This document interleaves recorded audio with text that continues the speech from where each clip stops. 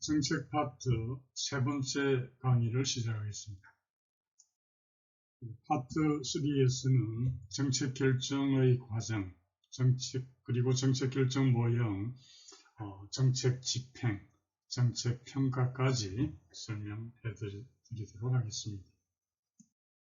제4절의 정책 결정입니다. 정책 결정 과정을 보겠는데요. 교재 132페이지를 보겠습니다.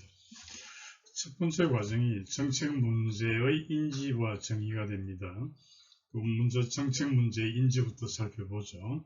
그 첫 번째 줄에 정책 결정자는 정책 문제가 무엇인가에 대하여 정확히 인지할 필요가 있다. 이것은요, 우리가 정책 문제를 인지할 때는 객관적인 방법이 있고 주관적인 방법이 있습니다. 예를 들면 어떤 사회 현상이 벌어졌을 때 만약에 A라고 하는 국가에 어떤 이혼율이 급증하고 있다라고 한다면 그것을 그 높은 수치로서 부정적으로 볼 수가 있는가 하면 또 사람에 따라서는 그 급증하는 이혼율이라는 것이 그동안에 억눌려 왔던 여성들의 어떤 해방이라고 하는 측면에서 들여다보는 그런 경우도 있을 수가 있는 거죠. 그러니까 주관적이라고 하는 것은 어떤 문제에 대한 인식들이 다 상이하다 이런 내용이 되는 것입니다. 그래서 문제를 분석할 때 우리는 한 4가지 방법을 사용을 해요. 첫째가 경계 분석이고요. 경계 분석이라고 하는 것은 어떤 문제의 범위를 확정하는 걸 이야기하는 겁니다. 그래서 경계라고 하는 것을 문제의 범위다 이렇게 인식하면 되는 거죠. 그렇기 때문에 어떤 경계를 찾는 것을 경계 분석이라고 하고요. 두 번째가 분류 분석입니다. 그러니까 분류 분석이라고 하는 것은 대상을 명확히 하는 거예요. 대상을 명확히 한다. 그래서 예를 든다면 빈곤계층이라고 할 때 그 빈곤계층을 예를 들어서 정부 보조금을 수령한 빈곤계층하고 정부 보조금을 수령하지 않은 빈곤계층으로 이렇게 구분하는 것이 분류분석의 예가 됩니다. 세 번째가 계층분석인데요. 계층분석은 문제의 원인을 발견하기 위한 방법이 되겠습니다. 예를 들어서 우리가 농촌의 빈곤, 농촌 빈곤의 원인을 어떻게 보느냐. 그건 다시 농업소득이 감소하기 때문에 그렇다. 혹은 교육비 부담 때문에 그렇다. 이렇게 하고 다시 또 이것을 농업소득의 감소는 예를 들어서 쌀의 생산비가 상승했기 때문에 그렇고 혹은 쌀값 하락에서 그렇다. 이런 식으로 그걸 다시 또 계층을 지어서 설명할 수 있는 거죠. 네 번째가 가정분석입니다. 이 가정분석은 어떤 사람들 간에 합의를 도출하기 어려운 경우에 도움을 줄 수가 있는 거다 이렇게 보고요. 가정분석을 통해서 하는 것은 주로 어떤 문제의 구조화가 잘 되어 있지 않은 그런 불량한 구조의 문제들을 대상으로 가정분석이 이루어집니다. 그래서 가정분석을 통해서 맨 마지막에 종합적인 해결 방안을 찾을 수가 있는데요. 가정분석의 절차는 몇 가지로 진행이 됩니다. 첫 번째가 관련 집단의 확인 단계가 첫 번째고요. 두 번째가 가정의 표출 단계입니다. 가정의 표출 단계다. 그래서 사람들이 혹은 구성원들이 제시하는 문제 해결 방안이 있지 않습니까? 그 문제 해결 방안에 포함되어 있는 가정이 있거든요. 그런 가정들을 드러냅니다. 드러냄으로써 정책 문제를 명확히 하는 게 가정의 표출 단계고요. 세 번째가 가정의 도전 단계가 됩니다. 가정의 도전 단계요. 네 번째가 가정의 집계 단계다. 가정의 집계 단계. 마지막 다섯 번째가 가정의 종합 단계고 이때 이제 종합을 통해서 어떤 해결 방안을 창출하게 되는 것입니다. 그리고 이제 교재에 보면은 정책 문제가 무엇인가에 대하여 정확히 인지를 했다면 이제 그리고 정책 문제의 정의를 내려야 됩니다. 무엇이 문제인지를 찾아내야 되는데요.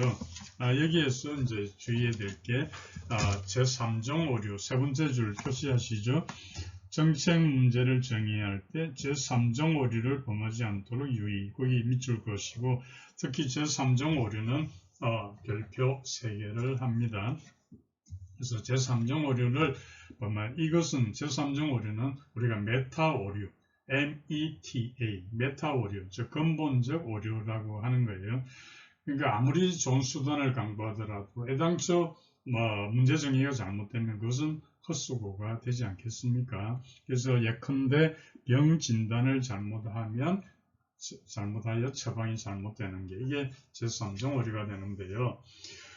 이 제3종 오류와 관련지어서 제1종 오류가 있고 제2종 오류가 있는데 쉽지 않은 문제고 그렇지만 자주 공무원 시험에 출제가 되는 부분이니까 정확히 이해를 해야 합니다. 자, 제1종 오류, 2종 오류, 제3종 오류를 설명을 하도록 할게요. 조금 이해하기 어렵더라도 꼭 알아둬야 할 부분이 되겠습니다.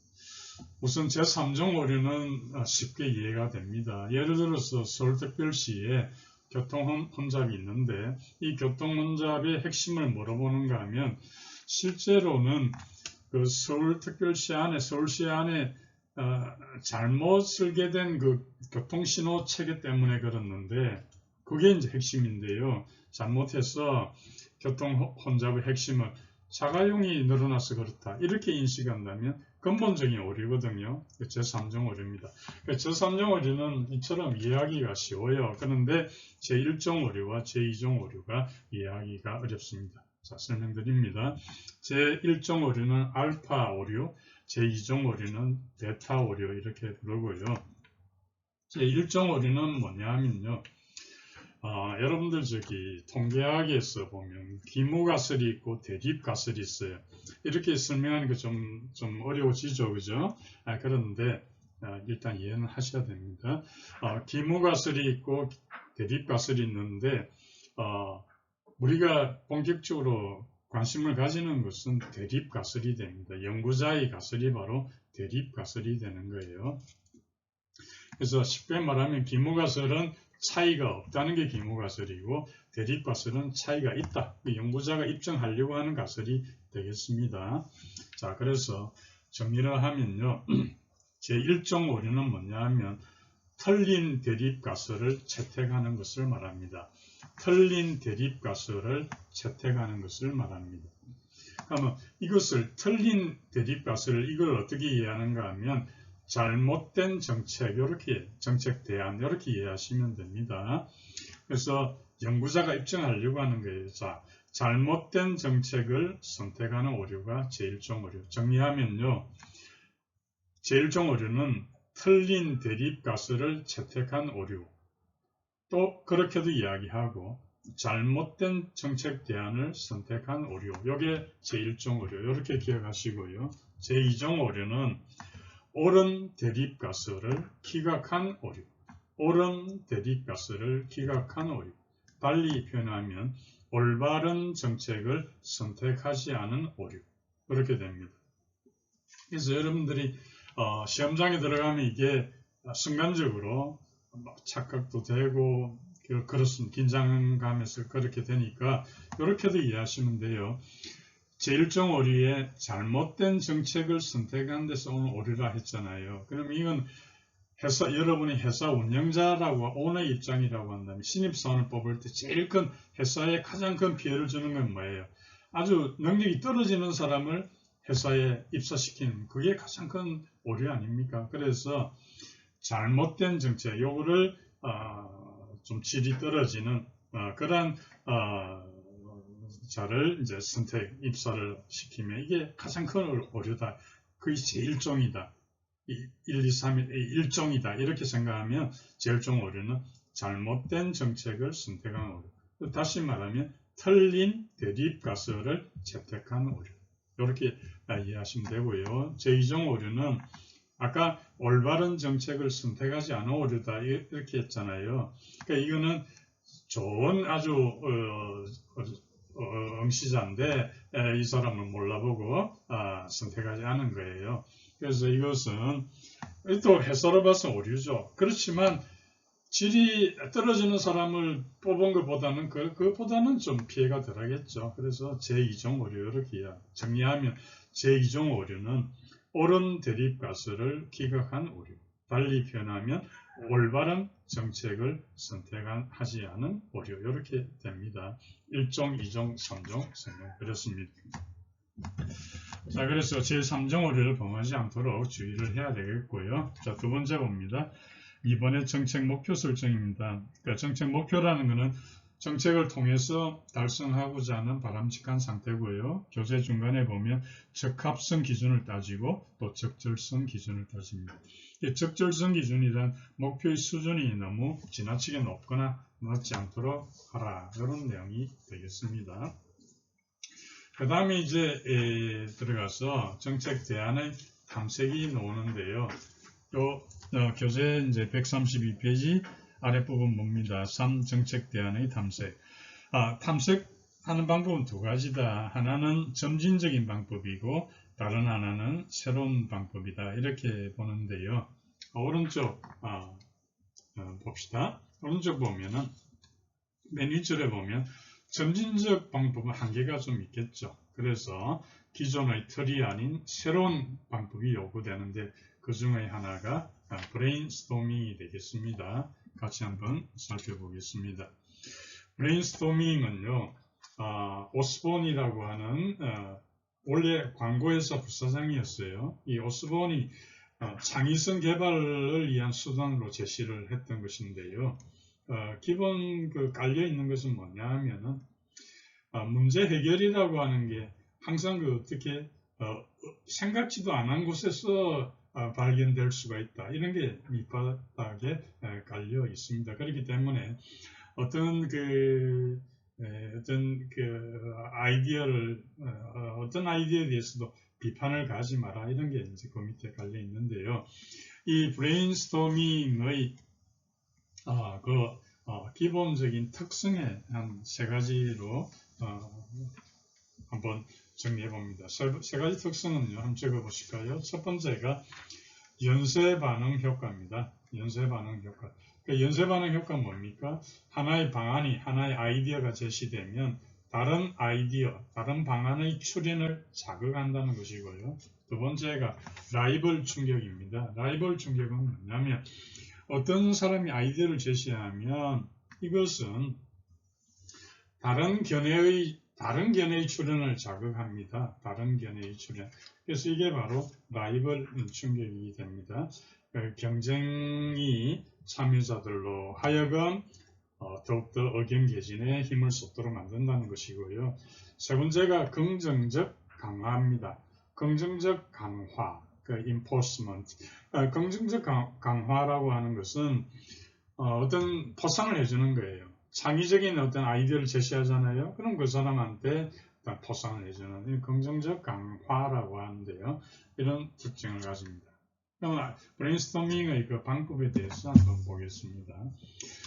진행 절차를 봅니다. 위에 133페이지 위에서 7번째 줄 진행 절차를 봅니다.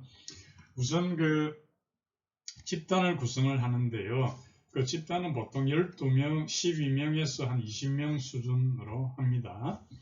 그리고 다음으로 이제 여러 가지 이제 네 가지 원칙이 이제 있습니다.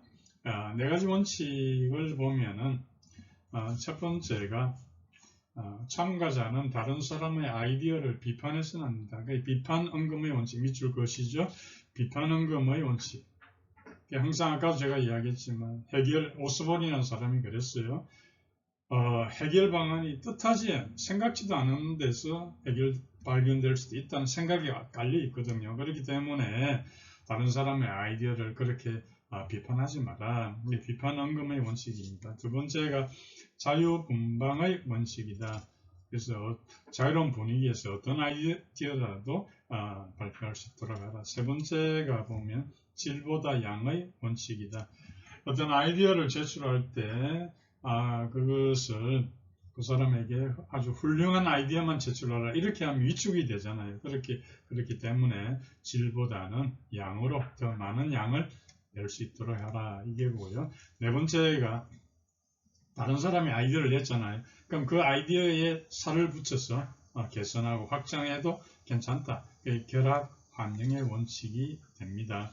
이 네 가지 원칙을 지켜가면서 아이디어가 제시되고 나중에 몇 가지 대안으로 압축하게 되겠습니다.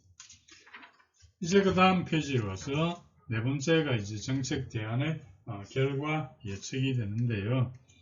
결과 예측은 뭐 여러 가지 방법이 있습니다만 좀 어려운 부분이 있는데 대표적인 게 정책 델파이라는 방법이 있습니다. 정책 델파이 방법이 있는데요. 이 방법은 교재 134페이지에 봅니다. 결과 예측 방법은 이 작업은 여러 가지 예측 기법을 사용해야 함으로 해서 좀 복잡한 그런 방법이다. 이렇게 이야기하고 그 밑에 쭉 설명이 나와 있는데요. 그 중에서 이제 한 가지만 보면 정책 델파이 방법이 있습니다. 그 정책 델파이를 통해서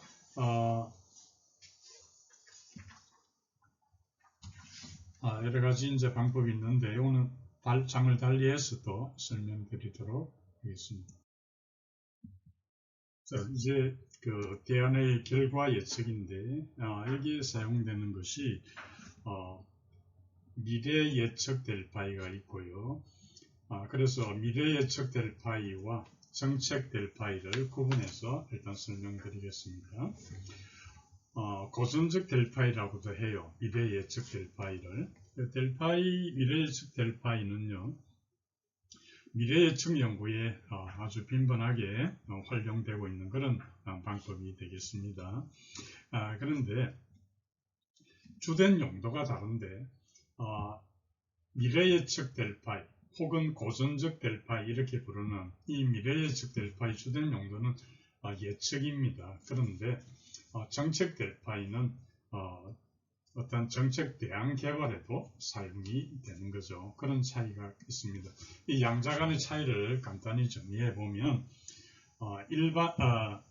미래 예측 델파이는요. 철저하게 익명성을 보장을 합니다. 이 익명성을 보장을 하는데 정책 델파이는 선택적 익명성이다. 이런 차이가 있습니다. 미래 예측 델파이는 철저한 익명성을 보장하고 정책 델파이는 선택적 익명성을 가집니다. 그리고 통계 처리를 보면은 미래 예측 델파이는 평균값을 중시합니다. 그러나 정책 델파이는 양극화된 통계값을 중시합니다. 예를 들어서 분산이라든지 이런 값들을 중시합니다. 그렇게 하는 이유는 어떤 의견 차이를 부각시키기 위해서 그렇습니다. 그리고 그 대상자들을 보면은 미래 예측 델파이는 어떤 단일 영역의 전문가를 대상으로 하지만 정책 델파이는 다양한 이해 관계자를 포함하는 다양한 전문가들로 구성된다. 이런 차이를 가집니다. 그러니까 여러분들이 중시해야 될 건 뭐냐? 미래 예측 델파이는 미래 예측 용도고, 그다음 정책 델파이는 물론 미래 예측 용도도 사용되지만 대안 개발에도 사용된다는 것. 그 다음에 익명성에 있어서 미래 예측 델파이는 철저하게 익명성이 보장되지만 정책 델파이는 선택적 익명성이다. 왜냐하면 나중에 보면 서로 상호 간의 토론이 허용됩니다. 그렇기 때문에 선택적 익명성입니다. 그 다음에 통계 처리가 미래 예측 델파이는 평균값을 중시한다. 뭐 중위값이라 그러죠. 이런 걸 중시하지만 정책 델파이는 의견 차이를 부각시키기 위해서 양극화된 통계를 중시한다. 예를 들어 분산값 뭐 이런 것들을 중시한다는 것이 되겠습니다. 네, 그 다음에 이제 화면에 보시면 대안의 결과 예측에서 악조건 가중 분석 이렇게 나옵니다. 자, 이게 무슨 말인가 하면요. 이게 이제 불확실성에 대처하는 방법은 크게 두 가지 방법이 있어요. 하나는 적극적인 대처 방안이 있고, 두 번째는 소극적 대처 방안이 있습니다. 적극적 대처 방안은 미래를 예측하거나 불확실한 것을 확실하게 하는 이런 방법이 해당이 되는 거죠. 그래서 모형을 개발해서 미래를 예측하는 이런 게 다 적극적 대처 방안입니다. 근데 소극적 대처 방안은 뭐냐면 불확실성을 주어진 것으로 봅니다. 그러니까 일단 주어진 것으로 보고 거기에 대한 대비책을 마련한다 이렇게 보고, 그 중에 하나가 화면에 있는 악조건 가중 분석이 됩니다. 악조건 가중 분석의 정의를 알아두셔야 됩니다. 한 번씩 출제가 되거든요. 악조건 가중 분석이라고 하는 것은 뭐냐면 이겁니다. 여러 대안이 있는데 그 대안 중에 현재까지 가장 우수하다고 판단되는 대안이 있지 않습니까? 그 대안에 대해서는 최악의 상태가 발생할 거라고 가정을 하는 거예요. 근데 나머지 가장 우수하다고 판단된 대안 말고 나머지 대안에 대해서는 거꾸로 최선의 상태가 발생할 거라는 가정을 줍니다.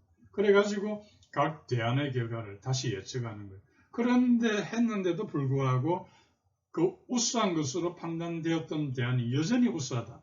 최악의 상태가 발생할 거라고 가정했는데도 여전히 우수하다. 그러면 그 대안을 채택하는 게 악조건 가중 분석이 됩니다. 그래서 그것하고 관련지어서 분기점 분석도 같이 알아둘 필요가 있습니다. 분기점 분석.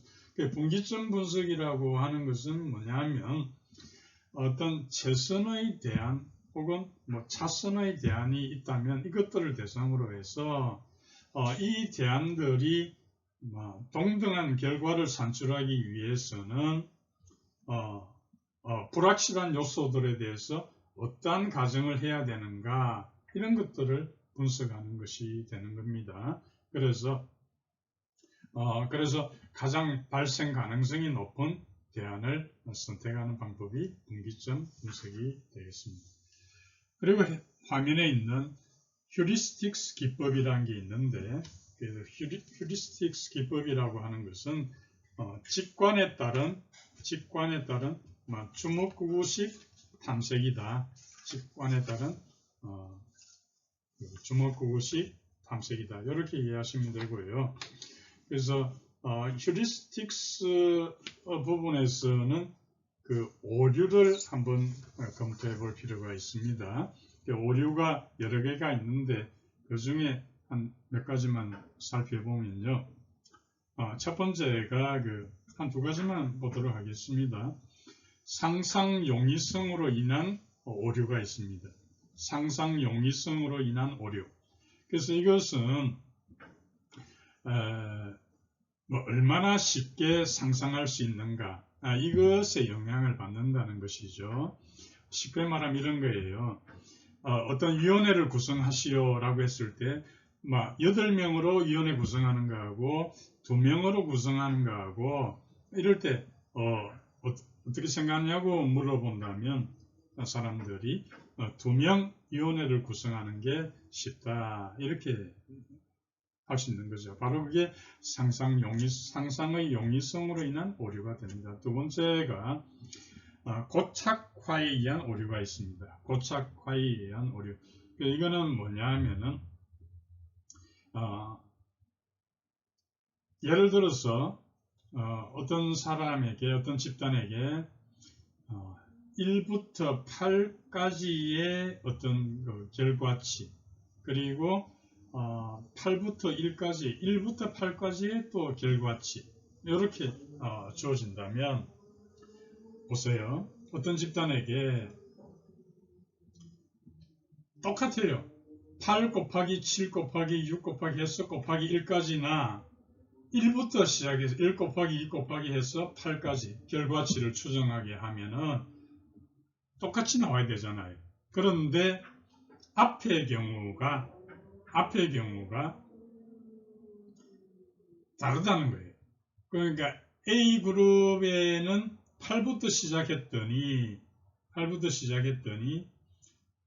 그 수치가 높게 나오고 B그룹은 1부터 시작했더니 그 수치 평균이 낮게 나온다. 다시 말하면 초기 값이 낮을수록 낮은 추정값을 제시하게 된다는 것.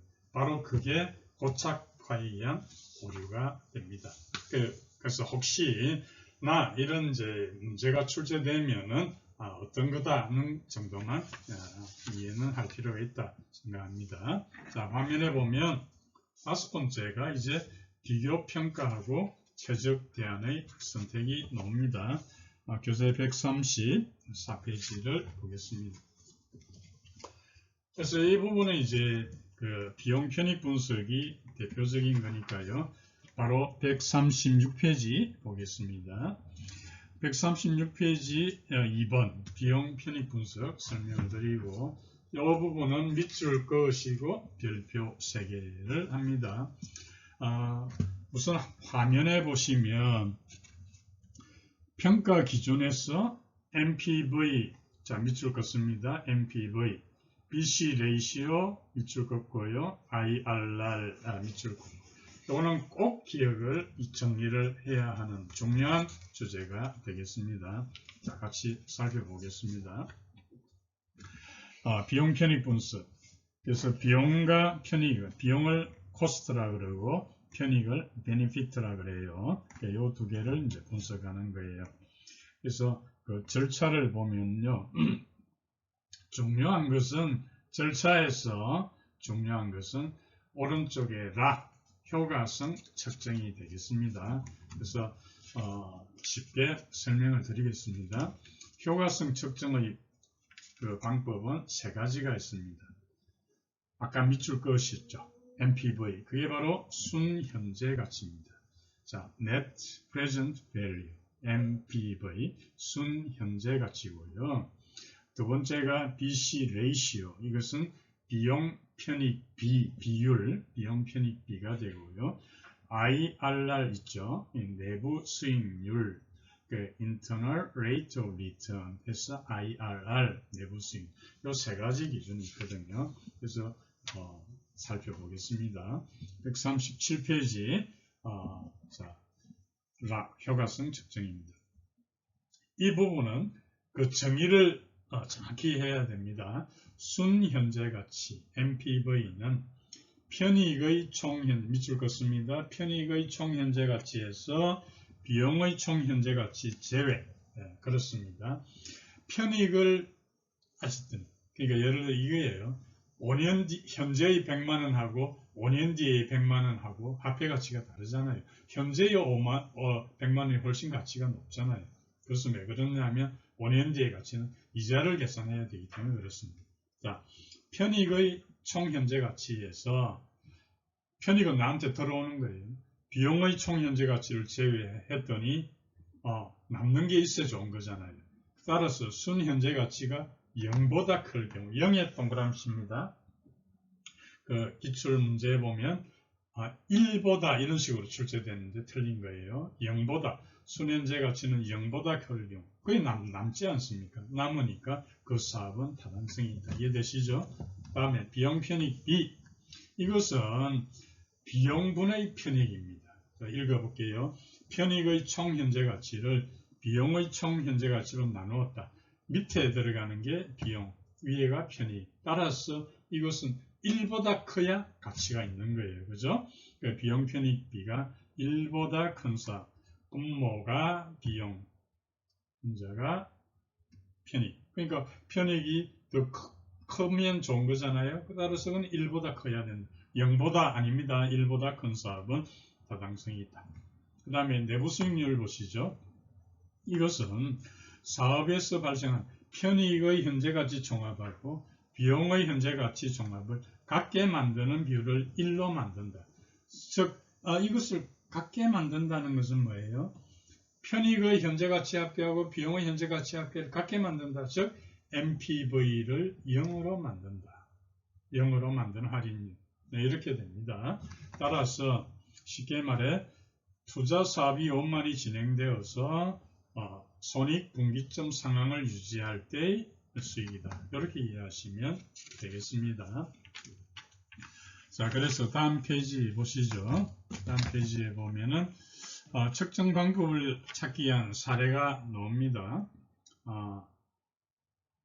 세 가지 중에서 울산시를 기준으로 했다.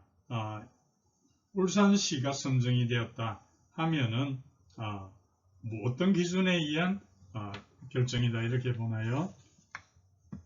답은 BC 레이시오입니다. BC 레이시오. 한번 보세요.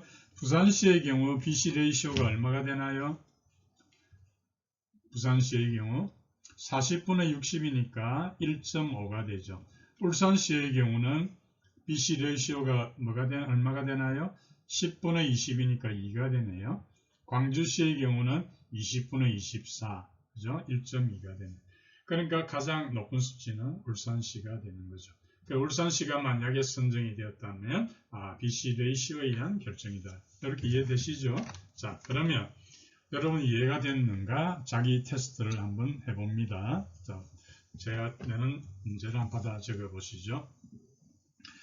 어떤 A 사업을 집행하는데 소요 경비가 80억입니다. 지금 불러드린 이 문제는 어떻게 생각하면 아주 쉬운 간단한 수학 문제예요. 또 어떻게 생각하면 정말 어려운 문제죠. 쉽게 생각해서 정답을 찾기 바랍니다. A 사업을 집행하는데 소요 경비가 80억이 들고요. 1년 후에 예상 총편익이 120억 원이면 이 경우 내부 수익률은 얼마입니까? 한번 계산해 보시죠. 시간 좀 드릴게요. 네. 간단한 수학 문제로 생각하세요. 다시 문제를요. A 사업을 집행하는데 소요 경비가 80억이에요. 근데 1년 후에 예상 총편익이 120억이면 이 경우 내부 수익률은 얼마입니까? 답은 20%입니다. 답은 20%. 왜 그런가 하면 총 비용이 80이잖아요. 80 이퀄 120억인데 1년 후에 120억이잖아요. 따라서 1 플러스 R분의 120 이렇게 해줘야 되거든요. 그러면 왼쪽 편은 80억 이퀄 1 플러스 R분의 120억 이렇게 되면 내부 수익률은 총편익하고 비용이 같다 그랬잖아요. 따라서 1 플러스 0.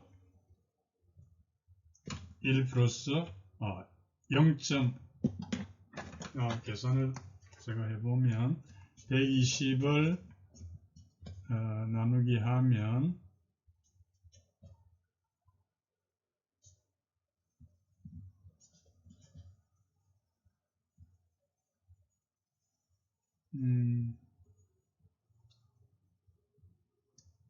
계산해보세요. 1 플러스 해보면 답은 50%가 되겠는데요. 내부 수익률 50%. 제가 계산을 그러니까 120을 120 나누기 1 플러스 0.5 50%가 되는 거죠. 그러면 1.5로 나누기를 하면 바로 80억이 나옵니다. 그러니까 답은 50%입니다. 20%가 아니고 50% 이렇게 됩니다. 자, 그렇게 내부 수익률을 구합니다. 그러니까 간단한 수학 문제죠. 그렇게 생각하시면 되겠습니다. 예, 이번은 이제 정책 결정 모형인데요. 화면을 보시면 합리 모형부터 해서 수많은 모형이 있습니다. 그래서 이걸 교재 어느 부분에서 한번 보시라고 이야기할 수는 있죠. 그러나 저는 하나씩 좀 설명을 드리려고 하거든요. 그렇게 되면 시간이 많이 좀 걸립니다. 하지만 시간이 걸리더라도 설명을 하도록 할게요. 예. 자, 138페이지 해보겠습니다. 합리 모형부터 설명합니다. 합리 모형은요, 읽어보면 인간은 이성과 합리성에 근거하여 정책을 결정한다. 거기 밑줄 것이죠. 합리모형은 인간은 이성과 합리성에 근거하여 정책을 결정한다. 그래서 이거는 뭐냐면 정책 결정자를 전지전능한 존재로 여기는 거예요. 그래서 이게 비현실적이라는 것입니다. 그래서 합리모형에서는 인간은 그렇게 전지전능한 존재로 인정해서 어떤 절차를 밟으면 되는가 하면 그 다음 주된 내용을 보시면 1번에 정책 결정자는 많은 문제에 직면하지만 완전한 정보를 가지고 여기에 완전한 정보를 가질 수가 없죠. 그죠? 네, 그렇지만 이게 그래서 규범적인 모형이다 이런 내용입니다. 세 번째 보면 모든 대안 탐색, 이것도 마찬가지, 불가능한 거죠. 네 번째 보면 모든 결과 개선된다. 그래서 6번에 이제 극대화되는 대안 선택한다. 어쨌든 이것은 비현실적이고 기본적인 모형이 되겠습니다. 그리고 즉 주어진 목적 달성의 극대화를 위하여 최대한의 노력을 한다는 주관적 합리성에 근거한 경제인이라고 하는 게 뭐냐면 모든 정보를 다 파악한 후에 최선의 대안을 선택하는 것을 경제인이라고 해요. 그래서 이게 행정인하고 대비되는 그런 개념이 되겠습니다. 자, 이번 평가를 봅니다. 합리모형은 유용하죠. 그러나 이것을 경제학적인 그런 방법으로 경제 문제에 한정해서 적용을 해야지 이걸 지나치게 정치 분야나 사회 분야에도 적용하려고 한다면 밑에서 세 번째 줄에 경제학적 제국주의를 범하게 된다 이런 비판을 하고 있습니다. 그리고 그 다음 줄에 보면 규범적 모형이다 이런 설명을 드렸고요. 그리고 이 합리 모형에서는 중요한 게 있습니다. 목표 수단 분석의 실시가 가능. 유의하시기 바래요. 목표 수단 분석의 실시가 가능하다. 이게 무슨 말인가 하면 목표와 수단이 명확히 구분될 수 있다고 보는 거예요. 목표와 수단이 구분되니까 목표 수단 분석을 실시할 수가 있는 거예요. 그래서 목표를 선택을 하고 그에 맞는 수단을 선택할 수가 있다고 보는 거예요. 두 번째 이제 보면 만족 모형입니다. 만족 모형도 마찬가지 허버트 사이먼이 제시를 한 건데요. 이것은 합리 모형이 좀 비현실적이니까 현실성을 좀 감안한 것이 만족 모형입니다. 그래서 사이먼은 인간의 결정이라고 하는 것은 제한적 합리성에 거기 표시합니다.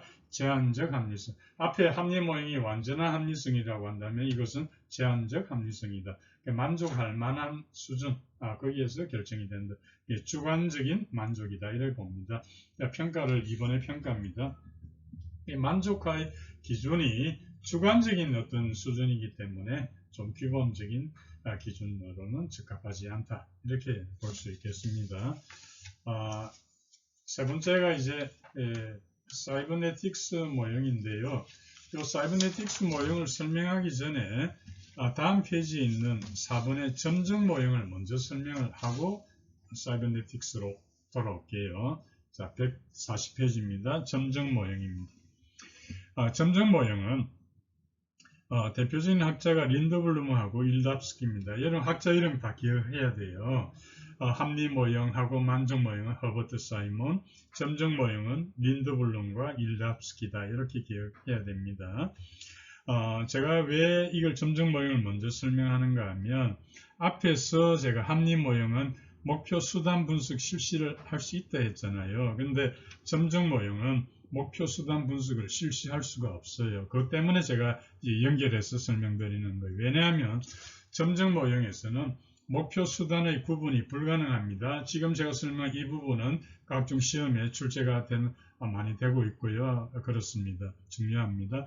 목표와 수단의 구분이 불가능하다고 봅니다. 점정 모형은. 왜냐하면 목표 수단 연쇄로 봅니다. 연쇄라고 하는 게 하나의 체인으로 보는 거예요. 그렇기 때문에 목표와 수단의 구분이 불가능하기 때문에 목표 수단 분석 실시가 불가능하다. 이렇게 보는 것입니다.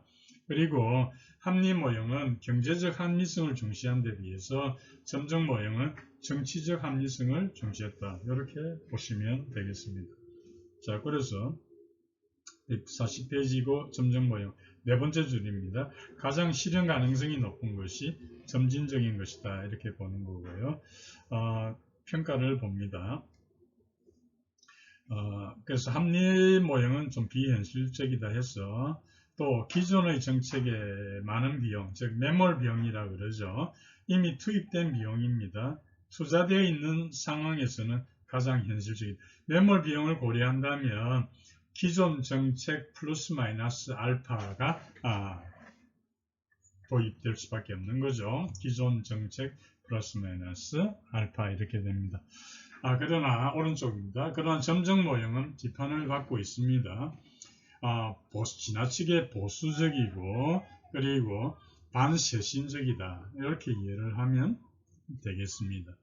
그래서 정치적 합리성의 강조다. 이렇게 이해를 합니다. 다시 앞으로 돌아와서 사이버네틱스로 돌아옵니다. 이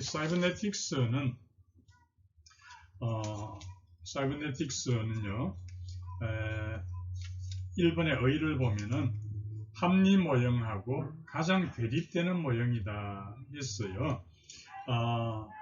합리 모형을 비판을 가하고 있고 접근 방식 자체가 달라요. 접근 방식이 합리 모형은 동시적 분석입니다. 동시적으로 분석합니다. 그러나 사이버네틱스 모형은 순차적 분석이다. 이런 차이가 있고요. 또 하나 차이가 있다면 합리 모형은 인과학습입니다. 원인, 결과, 인과학습인데 비해서 사이버네틱스 모형은 도구적 학습이라 그래요. 도구적 학습이라는 게 바로 시행착오적인 학습이다. 이렇게 봅니다. 그 다음에 이제 합리 모형은 최선의 답을 추구하는 데 비해서 사이버네틱스 모형은 그럴듯한 답을 추구한다. 이렇게 이해를 하고 일단 교재를 보도록 하겠습니다. 사이버네틱스 모형의 2번 내용입니다. 주요 내용인데요. 첫 번째가 적응적 의사결정 그렇습니다. 이 내용은 뭐냐면요. 교재 설명을 쭉 하고 있는데 제가 압축해서 설명하면 목표가 사전에 존재하는 게 아니다. 목표가 사전에 존재하는 게 아니다. 바로 그 달리 표현은 뭐냐면 비목적적 적응 모형이다. 이렇게 표현합니다. 비목적적 적응 모형. 그래서 비목적적 적응 모형 그걸 표시하시고 기억하셔야 됩니다. 지문에 출제가 됩니다. 그래서 비목적적 적응 모형 하면 이게 사이버네틱스를 가리키는구나 이해를 해야 됩니다.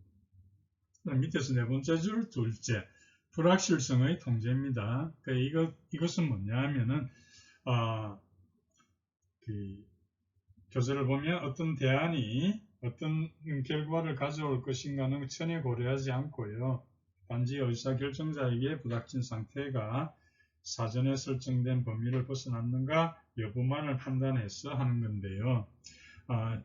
압축해서 설명하면 일정한 변수에 대해서만 집중적으로 모니터링을 하는 거예요. 그 말은 나머지 정보에 대해서는 무시한다 이렇게 봅니다. 그리고 결과에 대해서 허용할 만한 수준이면 그냥 기존의 SOP 표준 운영 절차를 그대로 하고요. 허용을 할 만한 수준에 미달할 경우에는 이 SOP를 수정하게 됩니다. 다음 페이지 140페이지에 세 번째로 집단적 의사결정입니다. 그러니까 이거는 뭐냐면 개인들이라고 하는 것은 다양한 목표를 가지기 때문에 개인들의 의사결정 논리를 그대로 적용해서는 안 되고요. 집단적 의사결정이 필요하다는 것이고 네 번째가 도구적 학습입니다. 말씀드린 대로 합리 모형은 인과적 학습입니다. 근데 이거는 아니고요. 시행착오적인 학습입니다. 시행착오적인 학습이라고 하는 것은 뭐냐면 어떤 대안을 해보고요. 좋으면 그 대안을 계속하고 나쁘면 다른 대안을 취하는 게 도구적 학습이다. 이렇게 보면 되겠습니다. 3번의 평가입니다. 그런데 복잡한 문제는 좀 할 수가 없다 하는 문제가 있습니다. 141페이지에 혼합 모형입니다. 혼합 모형은 에치오니가 제창한 것입니다. 그래서 합리 모형과 점정 모형을 혼합한 것이다. 이렇게 보고요. 혼합 탐사 모형의 내용입니다. 밑에 표가 있습니다. 결정을 두 가지로 구분합니다. 근본적 결정과 세부적 결정으로 구분하고요. 그래서 근본적 결정인 경우에는 중요한 대안을 포괄적으로 동그라미 치시고 모두 고려합니다. 그 다음에 예측할 대안의 결과는 중요한 결과는 개괄적으로 예측합니다. 개괄적 동그라미 하시고요. 세부적 결정은 근본적 결정의 테두리 안에서 소수의 대안, 소수의 표시해서 동그라미 하시고요. 그 다음에 세밀한 동그라미 치십니다. 결정을 두 가지로 구분해서 이제 다루어야 한다 이런 내용이고요. 혼합 모형에 대해서는 혼합 탐사함을 줄여서 혼합 모형에 대해서는 에치오니가 이러한 모형은 이스라엘에 적용할 수가 있다. 이스라엘이라고 하는 국가에 적용할 수 있다. 웬 갑자기 이스라엘을 이야기하느냐 하면요. 에치오니는 사회 유형을 구분할 때 유형의 종류로 적극적 사회, 액티브 소사이어티를 유형 제시하고 있어요. 적극적 사회라고도 하고 능동적 사회라고도 해요. 이러한 능동적 사회에서는 통제가 강합니다. 통제가 강하고 그렇지만 사회적 합의도 높아요. 이스라엘은 보면 여성들도 군대를 가고 하잖아요. 그런데 다 사회적 합의가 높은 국가가 되겠습니다. 그러한 유형을 능동적 사회 혹은 적극적 사회라고 하고 그 대표적인 국가로 이스라엘을 지목하고 있습니다. 그래서 이 에치오니는 이런 이야기를 해요.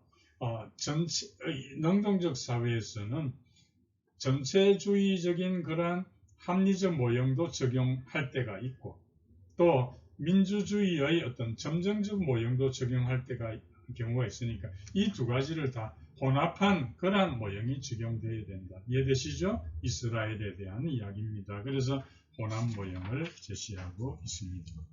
다음 페이지 넘깁니다.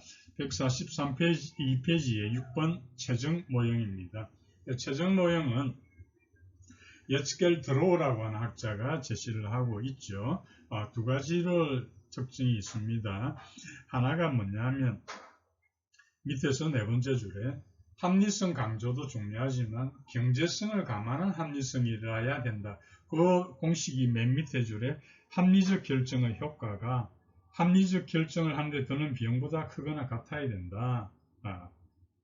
질이 아무리 좋아진다 하더라도 비용이 더 많이 들면 그건 안 된다. 이런 내용이고요. 오른쪽에 보면은 네 번째 줄에 그리고 초합리성을 강조합니다. 초합리성을 우리가 보면 그 다음 줄에 직관이나 판단 같은 거예요. 어떻게 보면 미신과 같은 거 다 이렇게 할 수 있는데 들어오는 그런 것도 중요하다 이렇게 보는 거예요. 둘째 이제 보면은 정책 과정을 갖다가 4단계 18개 국면으로 구성하고 있는데 4단계는요. 메타 정책 결정 단계. 그래서 메타라고 하는 게 근본적인 이런 뜻이잖아요. 가장 기본되는 거예요. 그 메타 정책 결정 단계라고 하는 건 예를 든다면 이런 거예요. 의결 방식이라든지 혹은 또 협의체를 구성하는 방법 이런 게 다 메타 정책 결정에 해당되는 거예요. 그거 하나, 그 다음에 정책 결정 하나, 정책 결정 이후 단계 하나, 완료. 이렇게 4단계로 구분해서 그 다음에 각 단계에 속하는 여러 가지 18개 국면으로 구성이 되는데 바람직한 것은 여러분들이 각 단계별로 이 18개 국면을 다 암기를 하면은 그게 가장 바람직하죠.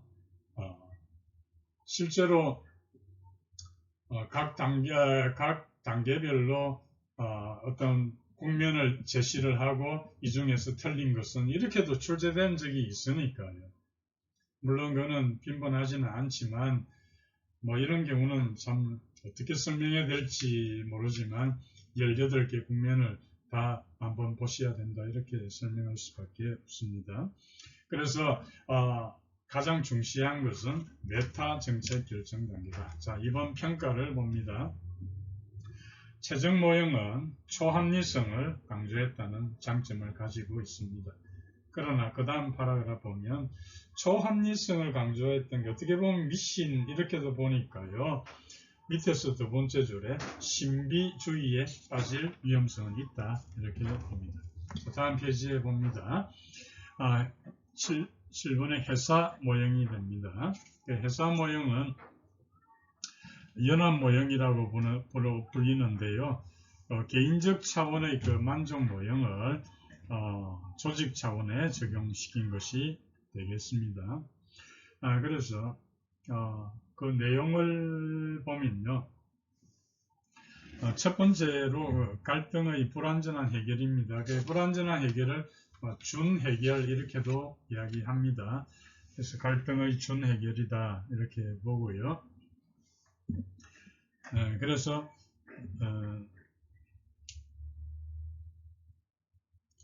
이 모형에서는 회사 조직을 구성원들의 연합체로 보고 있습니다.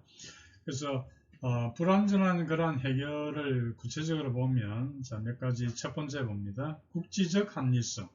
그래서 국지적 합리성이고요. 부분적 합리성이다 이렇게 보시면 되고, 두 번째 조직의 여유 자원 활용이고요. 그 다음에 세 번째 보면 목표에 대한 순차적인 관심이다 이렇게 봅니다. 자, 두 번째 이제 문제 중심의 탐색이 되겠습니다. 문제를 적극적으로 찾아 나서는 게 아니고요. 맨 밑에 줄에 문제가 발생하면 비로소 문제 탐색이다 이렇게 이해하시면 됩니다. 세 번째가 중요한데요. 불확실성의 회피가 됩니다. 그래서 이 회사 모형은 장기라는 게 없어요. 단기 계획입니다. 그래서 자, 읽어보면 불확실성을 회피하려고 합니다. 그렇기 때문에 미래를 예측하기 어려운 장기 전략은 회피하고요. 단기 계획을 중시하게 되겠습니다. 그리고 조직의 학습, 표준 운영 절차 그렇게 되겠습니다. 자, 평가 3번의 평가에 보겠습니다. 세 번째 보면 현실에 대한 설명력이 매우 높다 이렇게 봅니다. 그러나 이 방법은 현상 유지적이고 보수적인 그런 한계를 지적을 할 수가 있겠습니다. 자, 여덟 번째 다음 페이지에 쓰레기통 모형입니다. 쓰레기통 모형에서는 중요한 게 두 가지 부분이 있습니다. 기존 기출문제도 잘 볼 수 있는데 중요한 게 두 가지입니다. 하나는 우선 내용을 설명하면요. 쓰레기통 모형은 조직 두 번째 줄에 조직화된 무정부 상태에 적용되는 모형입니다. 조직화된 무정부 상태라고 하는 것은 조직 구성원들의 응집성이 약한 상태다. 그런 내용이고요. 그래서 이 코헨이라고 학자가 제시하기를 이런 조직화된 무정부 상태의 대표적인 형태가 대학교다. 대학교를 제시하고 있습니다. 자, 제가 중요한 게 두 가지가 있다 그랬죠. 위에서 한 8번째 줄에 보면 합리성을 극도로 제약하는 세 가지 전제 조건 밑줄 긋고 별표 둘. 이게 이제 첫 번째 중요한 거예요. 세 가지 전제 조건. 어떤 조건들이 합리성을 제약할까? 그 첫째가 선호의 불명확성 밑줄 긋습니다. 선호의 불명확성. 내가 어떤 회의에 참여하는데 내가 뭘 좋아하는지도 모르고 참여하는 거예요. 둘째, 불명확한 기술입니다. 이것은 어떤 목표를 달성하기에 적합한 수단을 선택해야 되잖아요. 근데 그것도 잘 모르는 거예요. 목표와 수단 간의 인과관계를 불분명한 것을 말합니다. 세 번째, 일시적 참여자입니다. 어떤 시간에는 참여하고 어떤 또 시간에는 빠지고 이런 게 일시적 참여자. 이 세 가지 전제 조건 잘 기억하시고요. 그리고 그 다음 파라그래프입니다. 의사결정의 네 가지 요소 밑줄 긋고 별표 3개 하시죠. 그래서 네 가지 요소는 잘 기억해야 됩니다. 즉 결정해야 될 문제, 문제의 해결책, 다음 참여자, 의사결정의 기회. 이게 이제 흘러 아무런 관계없이 독자적으로 흘러 가다가 쓰레기통 속에서 우연히 만나서 정책 결정이 이루어진다. 이게 쓰레기통 모형이거든요. 그래서 이 네 가지 요소를 잘 기억해야 됩니다. 결정해야 될 문제, 해결책, 참여자, 의사결정의 기회. 그런 내용이 되겠습니다. 그래서 나머지 부분 한번 읽어보시고요. 이번에 오른쪽 2번에 평가 보겠습니다. 그래서 평가는 조직화된 그런 무정부 상태에 대한 분석을 시도한 것은 장점이다. 이렇게 보는데요. 한계도 있습니다. 조직화된 무정부 상태, 혼란 상태가 조직의 일부에서 일시적으로 나타나는 특수한 경우니까 설명의 한계가 있다. 이런 비판도 받고 있습니다. 다음이 이제 앨리슨 모형입니다. 앨리슨 모형은 거기 보는 대로 쿠바 미사일 위기에 밑줄 것이죠. 쿠바 미사일 위기. 쿠바가 미국의 남부에서 얼마 떨어져 있지 않은 섬이죠. 거기에 구소련이 미사일을 설치하려고 했죠. 미국이 발칵 뒤집어졌죠. 그래서 이제 그 당시에 케네디 대통령이 결국에는 이 쿠바 미사일 위기를 막아내는 그런 과정을 설명하고 있습니다. 여기에는 세 가지 모형이 있는데요. 밑에서 두 번째 줄에 합리 모형 모델 1 밑줄 것이고 합리 모형 모델 1입니다. 모델 2 다음 페이지에 조직 모형입니다. 모델 2 조직 모형 밑줄 것이고 다음 모델 3 정치 모형 밑줄 것이고요. 그 내용을 이제 설명드리면 앨리슨은요. 첫 번째 합리 모형입니다. 그래서 읽어보면은 국익을 극대화시키는 그런 결정을 한다 정부가 이렇게 보는 게 합리 모형입니다. 다음 페이지 넘기겠습니다. 그래서 정책 결정에 참여하는 모든 사람들이 국익을 위해서 행동한다 이렇게 보는 거예요. 두 번째가 조직 모형 모델 2가 되겠습니다. 모델 2는 하부 조직 표시하시죠. 하부 조직 하위 조직 같은 말입니다. 하부 조직의 내부 절차에 의해서 국가 정책이 결정된다. 예를 든다면 외교부에 의해서 혹은 국방부에 의해서 자기들이 선호하는 그런 SOP에 의해서 정책이 결정된다. 이렇게 봅니다. 세 번째 줄 읽어보겠습니다. 정책 결정의 참여자들은 국가적인 목표보다는 자신이 속해 있는 하위 조직의 목표를 우선시해서 결정한다. 이런 내용이고요. 그 다음 파라그раф에 정치 모형 모델 3입니다. 정책 결정의 주체가 누구냐? 정부도 아니고요. 또는 하위 조직들도 아니고요. 누구냐? 그러면 참여자들 개개인에 의해서 결정이 된다. 그래서 그 다음 줄에 보면 참여자들 간의 갈등과 타협에 의한 정치적 게임의 결과다. 이렇게 이해를 하고요. 이 세 가지 모형을 다 적용해서 쿠바 미사일 위기를 설명할 수 있다. 이렇게 설명합니다. 오른쪽 149페이지 평가를 보겠습니다. 평가 보면 종합적인 시각을 강조했다. 결국 케네디 대통령이 해안 봉쇄를 했고요. 결국 그 당시에 소련은 포기를 하게 되는데 왜 해안 봉쇄라는 결정이 내려졌는가? 폭격기를 동원해서 쿠바에 폭격을 가하지 않고 왜 해안 봉쇄라는 결정이 내려졌는가? 이것은 합리 모형으로만 설명되지 않고 조직 모형으로도 정치 모형으로도 다 포함해서 설명이 된다. 이런 내용이 되겠습니다. 자, 이제 긴 강의를 거쳐서 마지막 공공선택 모형에 들어가도록 하겠습니다. 공공선택 모형은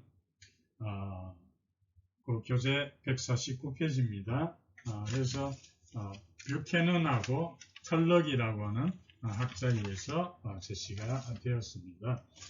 그래서 공공선택 모형은요, 그 뒤에 오스트롬이라고 하는 오스트롬과 오스트롬 부부입니다. 오스트롬에 의해서 그리고 니스카넨 등에 의해서 연구가 되었는데요. 그 다음 파라그раф입니다. 공공선택 모형은 그 다음 줄에 적용한 것이다까지 밑줄 것이고 별표 둘. 공공선택 모형은 비시장적 분야에 대해서 경제학적 분석 방법을 적용. 그러니까 비시장적 분야, 거기 밑줄 것이었죠. 이게 바로 공공 분야, 정부 분야가 되는 거예요.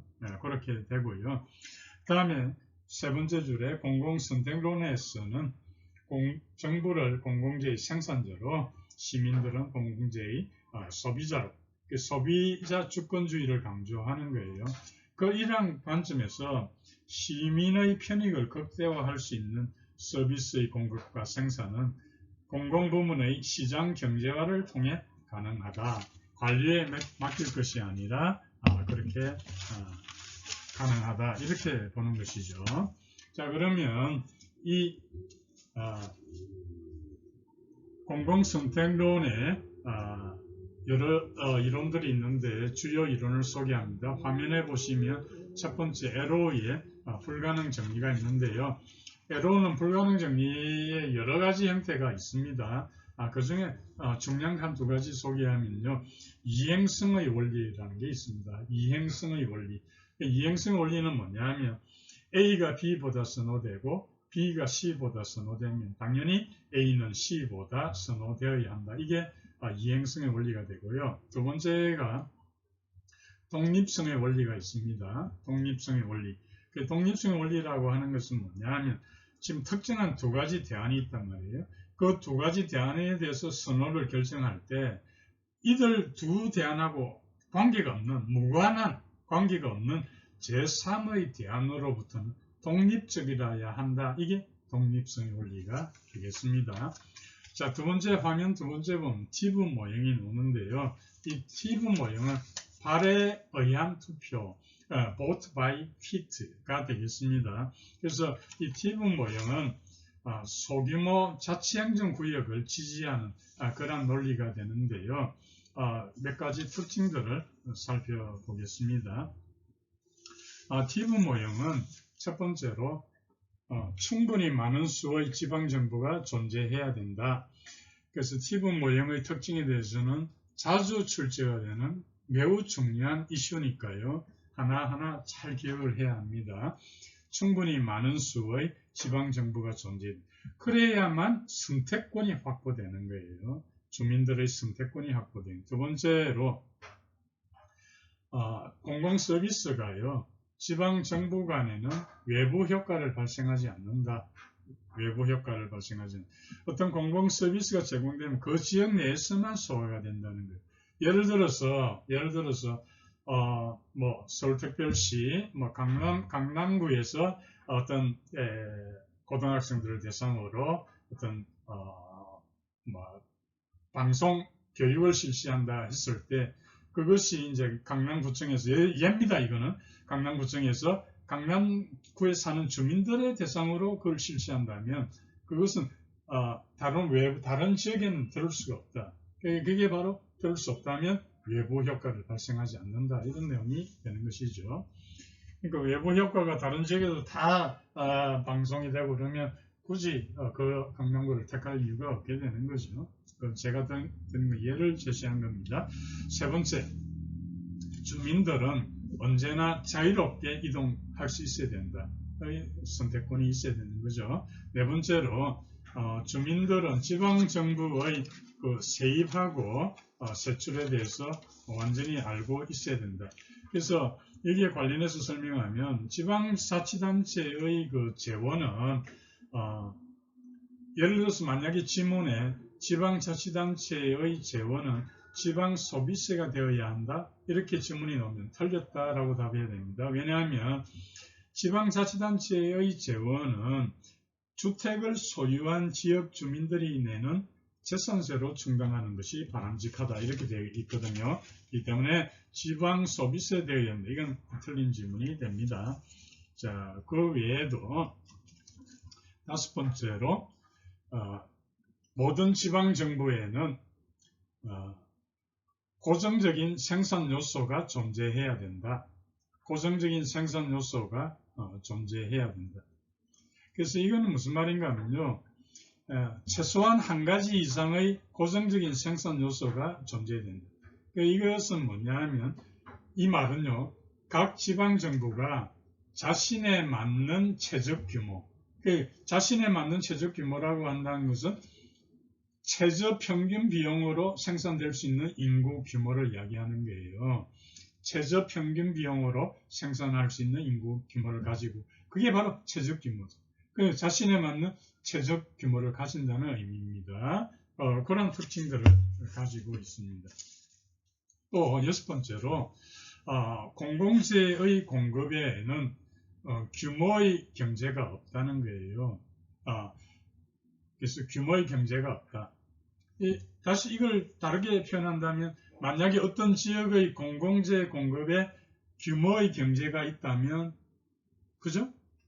그 지역으로 누군가 이전하게 되면서 더 낮은 가격에 공공재를 공급할 수 있지 않겠습니까?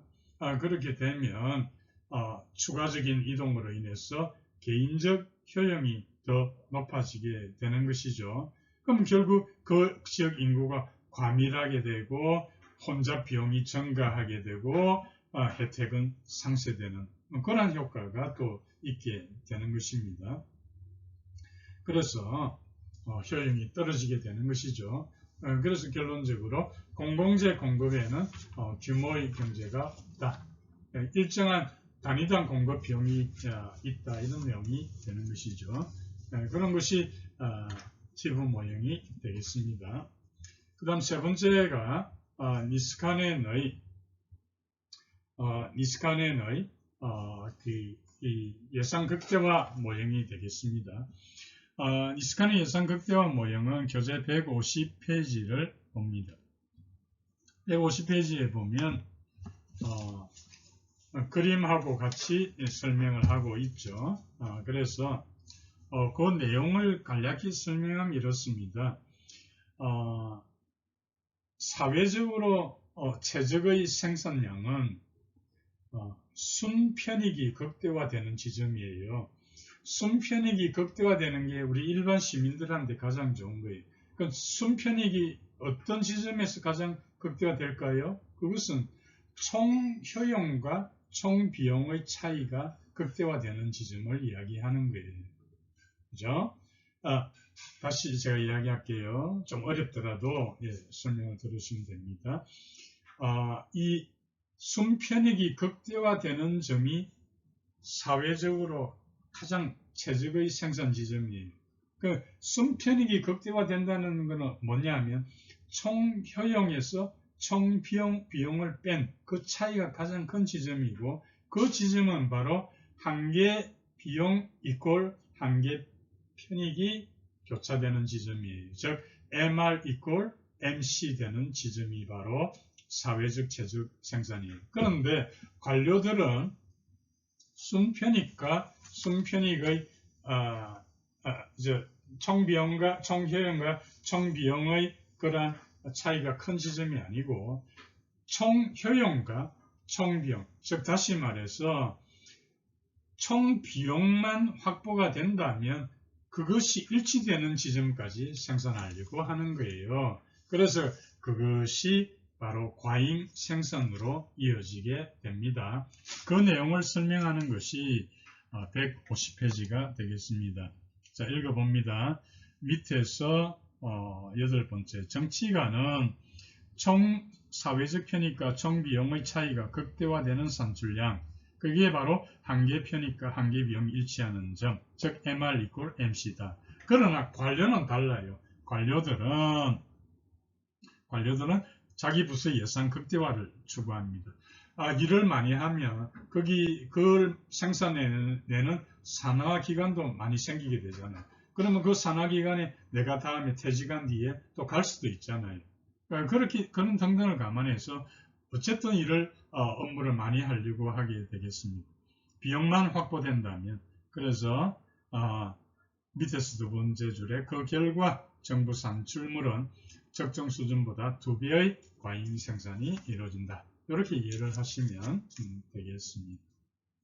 자, 그래서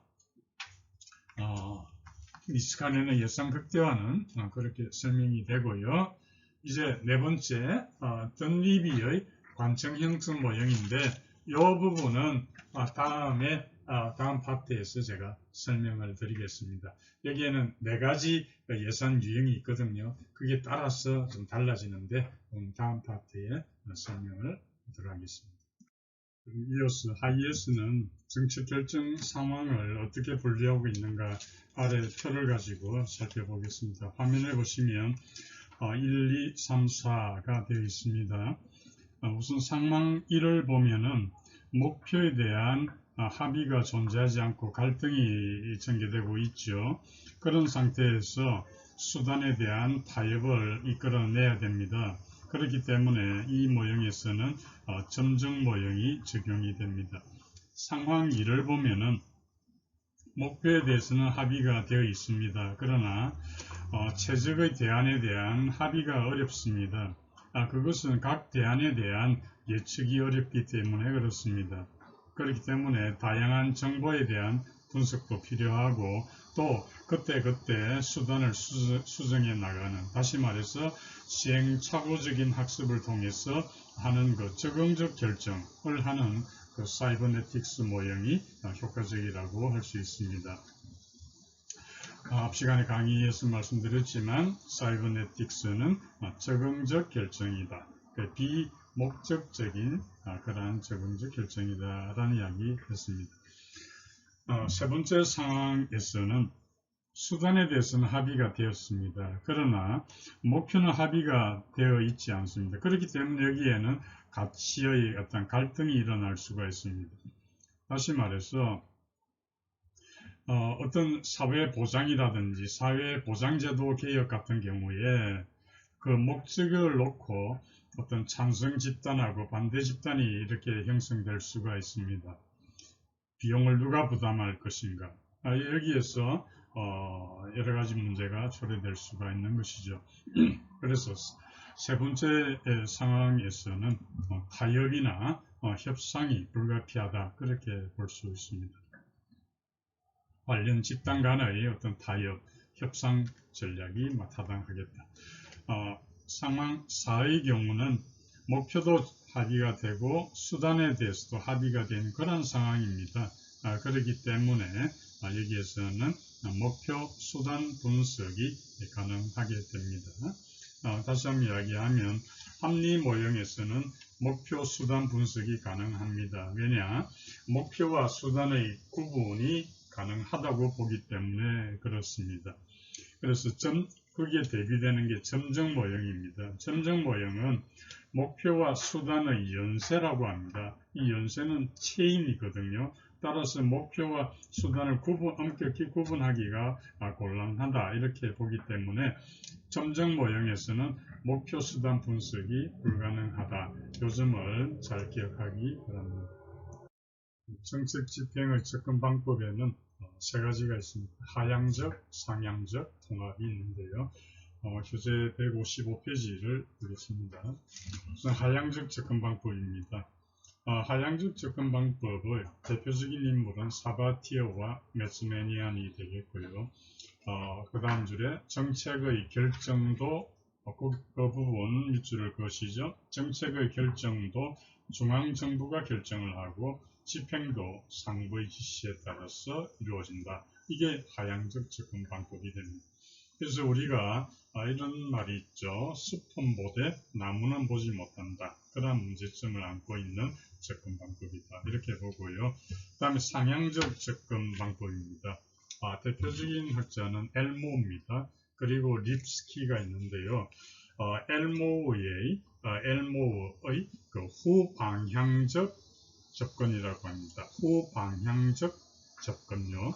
그 다음에 립스키의 일선 관료제, 그렇게 됩니다. 그 단점은 나무는 보되 숲은 보지 못하는 그런 문제점을 가지고 있습니다. 방금 이야기한 엘모의 후방향적 연구라고 하는 것은, 설명드리면 이것은 후방향이라고 하는 것은 전방향이 있는 것이죠. 포워드냐 백워드냐는 차이가 있습니다. 우선 전방향 접근 방법을 소개해드리면 이것은 앞에 설명한 하향적 접근 방법과 유사한 것입니다. 그래서 정책 결정자의 의도, 이것이 최종적인 집행에 있어서 제대로 반영이 됐느냐, 이걸 분석하는 것이고요. 후방향적인 접근 방법은 뭐냐면 집행 현장, 그러니까 집행 과정에 있어서의 최하위 수준이죠. 집행 현장에서 발생하는 상황, 그리고 일선 관료들의 어떤 행태에 관한 분석, 이런 것을 이제 하게 되는 것입니다. 따라서 어떤 주장을 하는가 하면, 엘모의 후방향적인 접근에서는 정책 집행이 성공하려고 그러면 뭐냐, 일선 집행 관료들한테 충분한 재량권을 줘라 하는 것이 요지다, 이렇게 볼 수 있습니다. 다음 페이지입니다. 156페이지의 통합 모형입니다. 그래서 통합 모형에도 사바티어가 아까 사바티어가 제시했던 게 하향적 모형인데, 나중에 사바티어가 또 통합 모형도 제시를 했거든요. 그 모형을 가리켜서 정책 옹호 연합 모형이라고 합니다. ACF라고도 불리고 있죠. 그래서 이 방법은 뭐냐면 기본적 시각을 봅니다. 자, 거기 밑줄 긋습니다. 기본적 시각은부터 그 다음 줄에 관점을 결합하는 것까지 밑줄 긋고 별표 2개입니다. 그래서 이건 뭐냐 하면은 상향적 접근 방법, 그러니까 집행 관련자들을 분석 단위로 한, 그러니까 밑에 어떤 그 집행 관련자부터 나중에 쭉 위로 올라가서 정부로 이렇게 올라가는 그런 단계입니다. 그러니까 상향적 접근 방법을 채택을 하고, 여기에다가 사회 경제적 조건과 법적 수단이라고 하는 것을 여러분 중앙에서 결정하는 것도 이렇게 생각하면 돼요. 따라서 그게 하향적으로 내려오는 거예요. 어떻게 참여자들의 행태를 제한하는지를 살피는 하향적 접근법을 결합하는 거다, 이렇게 이해를 하시면 되겠습니다. 그래서 이런 통합 모형은 ACF라고 부르는 정책 옹호 연합 모형이다, 이렇게 이해하시면 되겠습니다. 다음은 정책 집행의 유형인데 교재 157페이지 나카무라와 스몰우드의 유형입니다. 밑줄 긋고 별표 2개 하시죠. 그래서 화면에 보면은 1, 2, 3, 4, 5 5가지인데요. 1번에서 5번으로 갈수록 집행자의 재량권이 커진다, 확대된다. 따라서 1번은 결정자의 역할이 가장 크고요. 5번으로 갈수록 집행자의 재량권이 확대된다, 이렇게 봅니다. 이제 하나씩 살펴봅니다. 고전적 기술가형입니다. 그래서 이것은 뭐냐 하면은 정책 결정자가 결정을 하면은 집행자가 충실하게 집행하는 그런 유형이에요. 그래서 이것은 결정자가 모든 걸 행사를 하고요. 집행자는 단지 수단을 선택할 때 약간의 기술적인 권한만 가지고 있을 따름입니다. 그래서 이 고전적 기술가형이 성공했던 그 사례를 든다면 미국의 케네디 대통령이 달 착륙 계획을 만든 뒤에 미 항공우주국 나사를 창설을 해가지고 드디어 우주인들을 달에 착륙시키는 데 성공한 그것을 고전적 기술가형의 성공 사례로 보고 있습니다. 두 번째가 지시적 위임자형입니다. 이거는 각종 행정적인 조치를 취할 수 있는 권한, 이걸 집행자에게 위임합니다. 위임하기 때문에 집행자가 더 많은 정치적 재량권을 행사하게 되는데요. 근데 이것은 그 수단에 대해서 집행자하고 결정자 간에 불화가 있을 수가 있습니다. 그러면 정책은 실패할 수가 있는 거예요. 집행이 실패할 수 있는 거예요. 대표적인 게 미국의 오클랜드 사업입니다. 이 오클랜드 사업이 바로 미국 흑인들의 취업을 좀 더 정진시키기 위해서 300만 불에 달하는 그 경비를 지출했지만 새로 늘어난 일자리가 10개에 불과했다는 그런 사실이 잘 이야기해주고 있습니다. 세 번째가 이제 협상자형입니다. 그러니까 이거는 결정자하고 집행자가 협상하고 흥정하는 것이다, 이것을 들 수 있습니다. 그래서 이 나카무라와 스몰우드가 이 형태가 협상자형이 서로 간에 이런 연계하는 관계가 좀 위험스럽기는 해도요. 불확실한 분야에서는 가장 혁신적인 집행 방법이다. 이렇게도 제시를 하고 있습니다. 네 번째 보면 재량적 실험가형입니다. 이것은 정책 결정자가 상세한 정책 결정을 할 수가 없는, 그러니까 능력이 없어요. 그래서 추상적인 목표 결정만 합니다. 그리고는 집행자에게 광범위한 재량권을 위임하게 되는 것이죠. 예를 들어서 어떤 보건복지부가 어떤 분야에 대해서 어떤 정책을 만들어야 되는데 그 전문 지식이 없단 말이죠. 그러면 그걸 예를 들어서 한국대학 무슨 유전학연구소 이런 데다가 그걸 좀 더 연구를 위탁한다든지 이런 경우에 해당되는 거예요. 그래서 이런 유형이 나타나게 된 이유는 정책 결정자의 지식 부족, 방금 말씀드린 그런 내용이고요. 또 다른 측면을 보면 골치 아픈 문제가 있으면 그걸 떠넘기기 위해서도 사용이 되겠습니다. 그러면 이건 책임 회피라는 문제가 발생하게 되겠죠. 다섯 번째가 관료적 기업가형이 됩니다. 이거는 결정자의 권한이 제일 약하고 집행자의 권한이 가장 강한 그런 유형이 되는 거죠. 그 대표적인 예가 미국의 FBI 국장직을 무려 8명의 대통령 밑에서 수행을 했던 후보 국장을 들 수가 있습니다. 그래서 결론적으로 고전적, 지시적, 협상, 재량, 관료. 그래서 앞에 두 문자를 따서 고지, 협재관 요 순서대로 기억을 해야 됩니다. 그냥 고지가 협재관, 삼국지 보면 무슨 관이 나오죠. 고지가 협재관이다. 이렇게 그 순서대로 기억하면 되겠습니다. 세 번째로 성공적 정책 집행의 요건인데 이 부분은 158페이지부터 160페이지에 걸쳐서 설명하고 있습니다. 세 가지로 보고 있는데요. 정책 자체 요인, 그리고 두 번째로 집행 체제 요인, 세 번째 환경적 요인인데요. 한 번 정도 읽어보시면 되겠습니다.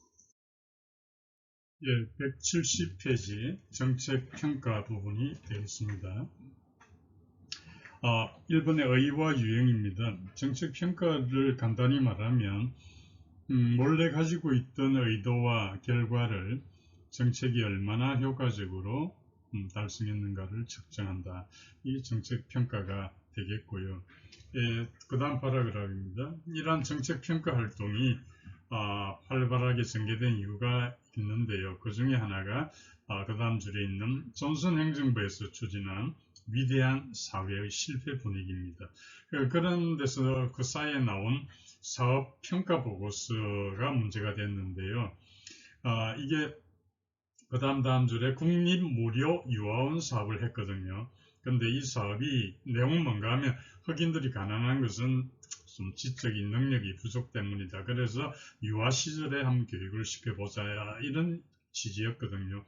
근데 엄청난 돈을 들여가지고 국립 무료 유아원 사업을 했지만 별 효과를 보지 못했던 것입니다.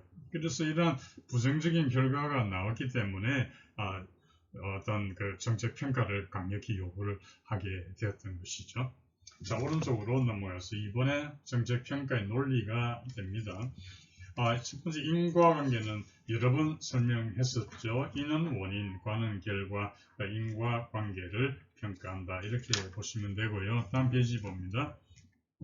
172페이지에 보면 이제 2번 허위 변수와 혼란 변수 밑줄 그으시고 별표 2개입니다. 여러분 이런 생각하면 됩니다. 허위 변수는 제로, 혼란 변수는 약간 이런 차이가 있습니다. 무슨 내용인가 하면 자 교재를 읽어보겠습니다. 허위 변수라고 하는 것은 원인 변수와 결과 변수 사이에 전혀 관계가 없다. 그래서 0이에요. 제로라고 제가 이야기한 거예요. 그런데도 불구하고 두 변수 뒤에 숨어서 작용하는 제3의 변수를 허위 변수라고 한다. 제로라고 기억하면 되겠습니다. 이번에 혼란 변수입니다. 혼란 변수는 뒤에 숨어 있는 그 첫째 줄 뒤에 숨어 있는 변수가 독립 변수에 와 종속 변수에 영향을 미칩니다. 또 실제로 독립 변수가 종속 변수에 부분적으로 영향을 미칩니다. 양쪽 다 되는 거예요. 그러면 이게 혼란스러워지는 거죠. 그래서 이 경우가 바로 실제 파악하고자 하는 것은 독립 변수가 종속 변수에 얼마만큼 영향을 미치느냐 그걸 파악하려고 하는데 물론 부분적으로 영향을 미칩니다. 그런데 뒤에 숨어있는 변수가 두 변수에 영향을 미치면 이게 정확한 파악이 어렵지 않겠습니까? 이것을 혼란 변수라고 해요. 그래서 제가 처음에 약간 이런 설명을 드린 겁니다. 그런 차이만 이해를 하시면 되고요. 자, 그 다음 세 번째로 이제 타당성에 대한 설명입니다. 타당성 부분은 밑줄 그으시고 별표 3개를 하십니다. 대단히 중요하고 시험에도 거의 빈번하게 출제가 되는 중요한 이슈다 그렇게 볼 수 있습니다. 타당성에는 크게 세 가지로 구분이 됩니다. 그래서 이 타당성은요, 타당성은 내용 타당성부터 설명을 드리겠습니다. 내용 타당성이라고 하는 것은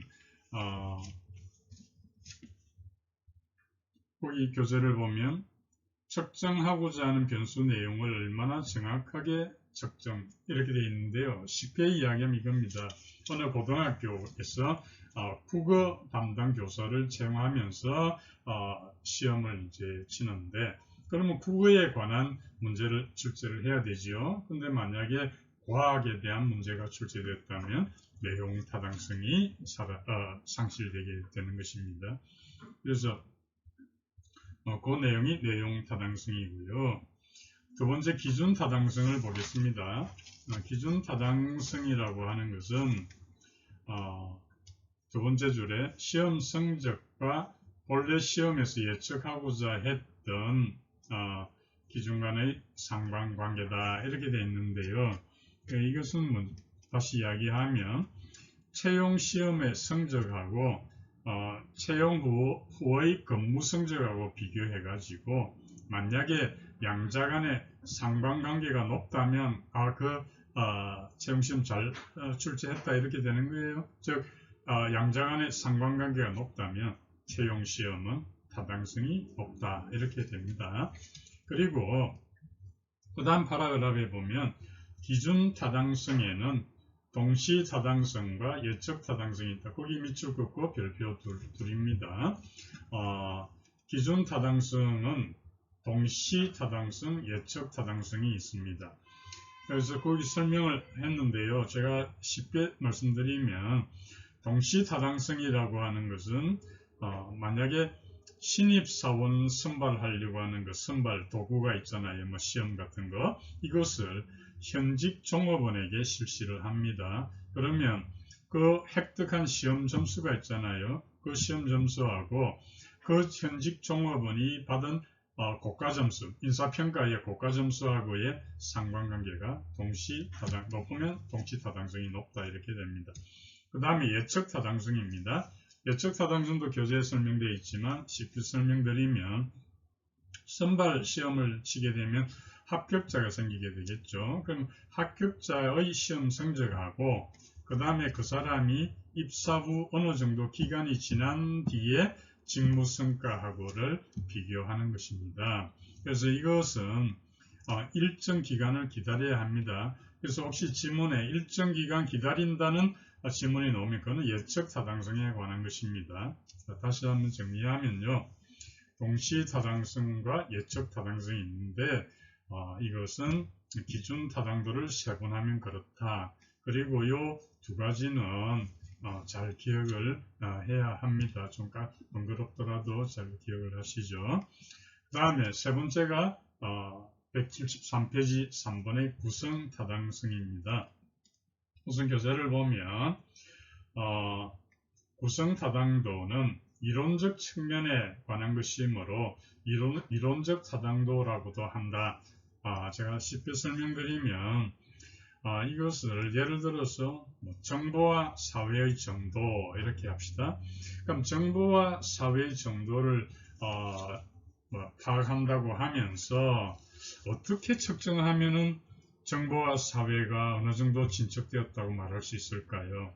그래서 이걸 하는 방법을 정보 이용 지수라든지 혹은 정보 투자 지수를 개발해 가지고 이것으로 정보와 사회 정도를 측정할 수 있지 않겠습니까? 그런데 이 두 지수들, 방금 이야기한 정보 이용 지수와 정보 투자 지수가 만약에 정보 사회를 잘 측정하는 수단이 된다고 한다면 그것은 구성 타당도가 있다 이렇게 봅니다. 자, 밑에서 두 번째 줄에 구성 타당성은 다시 수렴적 타당성과 차별적 타당성 구분, 거기 밑줄 것이고 별표 둘 합니다. 그러면 수렴적 타당성에 대해서도 설명을 하고 있는데요. 제가 쉽게 설명드리면 수렴적 타당성이라고 하는 것은 같은 속성을 측정하는 경우에 측정 방법이 다르다고 하더라도 측정 결과는 비슷하게 수렴해야 한다. 이게 수렴적 타당성이 됩니다. 그렇게 수렴되면 수렴적 타당성이 높다는 거고요. 두 번째가 차별적 타당성입니다. 차별적 타당성이라고 하는 것은 상이한 개념을 측정할 때는 서로 다른 개념을 측정할 때는 동일한 측정 방법을 사용하더라도 측정 값들 간에는 차별성이 있어야 한다. 이게 차별적 타당성이 됩니다. 그래서 이 내용들은 교재도 설명되고 있지만 출제가 되는 부분이니까 어렵다고 생각하지 말고 정확히 기억을 해야 되겠습니다. 자, 그 다음 174페이지에 보면 내적 타당성, 외적 타당성으로 다시 구분할 수가 있습니다. 타당성을 구분한 유형은 여러 가지가 있는데요. 그러니까 내적 타당성, 외적 타당성으로 한번 보겠습니다. 내적 타당성이라고 하는 것은 자 174페이지 중간 정도입니다. 읽어봅니다. 정책 수단의 실현 그 부분부터 내적 타당성이 있는 것까지 밑줄 긋고 별표 둘. 그러니까 정책 수단을 실현한 거하고 정책 효과 사이에 인과관계가 있으면 내적 타당성이 있다 이렇게 봅니다. 그렇게 이해하시면 되고요. 그 다음 파라그раф에 내적 타당성을 저해하는 요인이 있는데요. 이 부분 별표 3개 하시고 잘 정리하시기 바랍니다. 첫째가 선정 요인입니다. 실험 집단하고 통제 집단을 구성을 할 때 처음부터 구성원들의 성격이 다르면 정책 효과가 정책으로 인한 건지 안 그러면 원래 그 구성원들의 성격 차이에서 오는 건지 알 수가 없지 않습니까? 그래서 그걸 선정 요인이라고 하고요. 두 번째가 회귀 인공 요인인데 별표를 다시 하시고 중요합니다. 별표 3개 하겠습니다. 회귀 인공 요인은 이것은 무엇이냐면 처음에 어떤 측정을 했을 때 내가 답한 것이 보통 사람들, 대다수 사람들하고 너무 좀 치우치는 그런 값이라면 내가 너무 이렇게 튀는 행동을 했나? 다음에는 좀 다른 사람 하는 대로 하지? 이게 이제 평균으로의 회귀가 되는 것입니다. 자, 읽어봅니다. 회귀 인공 요인은 평균으로의 회귀와 관련이 됩니다. 극단적인 사전의 측정치는 나중에 다시 측정하면 평균값으로 회귀하기. 회귀 인공 요인 때문에 변하는 결과를 정책의 효과로 파악해서는 안 된다는 것이에요. 세 번째 봅니다. 성숙 요인입니다. 초등학교 학생들을 상대로 1년 동안 우유 급식을 단체 급식을 했는데 체중이 늘었다. 그래서 늘은 만큼 우유 급식의 효과다. 이렇게 봐서는 안 되는 거죠. 1년 동안 초등학생이 자연 발육에 의한 성장도 포함되어 있으니까요. 네 번째가 역사 요인입니다. 평가자 의도와는 무관하게 우연히 발생한 사건이 결과에 영향을 미치는 거예요. 예를 들어서 버스 전용 차선의 효과를 파악하려고 하는데 그 시기에 마침 지하철이 개통되었다. 그러면 소통이 잘 되는 게 버스 정류 차선의 효과만은 아니지 않습니까? 그런 것도 역사 요인에 들어갑니다. 하나 더 추가를 한다면 다섯째, 측정 요인이 있습니다. 측정 요인. 이것은 뭐냐 하면 우리가 어떤 검사를 자꾸 받고 하면은 친숙해지잖아요. 그죠? 한 번 검사 처음에 받을 때는 힘들지만 한두 번 받게 되면 그 사전 검사에 친숙해지는 거예요. 사전 검사에 친숙해지는 게 사후 측정에 영향을 미칠 수 있지 않겠습니까? 이게 바로 측정 요인이 됩니다. 오른쪽에 3번입니다. 외적 타당성과 제외 요인입니다. 외적 타당성이라고 하는 것은 그 다음 줄에 있는 일반화를 생각하시면 됩니다. 특수 화살표 일반. 그러니까 특수한 상황에서 얻어낸 결론을 일반화시킬 수 있는가? 그게 외적 타당성이 되는 거예요. 그 다음 파라그раф입니다. 외적 타당성을 제외하는 요인이 있는데 그 문장으로 설명을 하고 있는데 제가 정리해서 한번 이야기해 보면 첫째, 표본의 비대표성입니다. 표본의 비대표성. 그러니까 표본이 모집단을 대표하지 못할 때의 문제고요. 두 번째가 호손 효과라는 게 있습니다. 호손 효과는 어떤 남이 나를 관찰하고 있구나를 알게 되면 평소와 다른 행동을 하는 거예요. 예를 하나 든다면 이건 그냥 예입니다. 다르게 생각하지 마시고요. 어떤 이제 학교에 중학교에 장학사들이 이제 학교 시찰을 나오지 않습니까? 그러면 학생들이 수업 받는 태도를 이렇게 관찰하기 위해서 장학사가 예를 들어서 우리 반에 들어온다 그러면 평소에는 좀 수업을 잘 받지 않는 학생이 그런 경우에는 더 열심히 눈을 반짝이고 열심히 수업을 받는 경우를 볼 수 있죠. 그런 것이 호손 효과라고 합니다. 세 번째 제외 요인으로서는 좀 이름이 긴데요. 실험 조작과 측정의 상호작용이라고 합니다. 실험 조작과 측정의 상호작용. 이거는 뭐냐 하면 사전 측정을 받아본 사람으로부터 나온 결과를 사전 측정을 안 받아본 사람에게 적용하는 것은 그것은 맞지 않다라는 이야기죠. 그게 바로 실험 조작과 측정의 상호작용이다. 그렇게 봅니다. 자, 그러면 그런 것들로 타당성, 신뢰성이 있고요.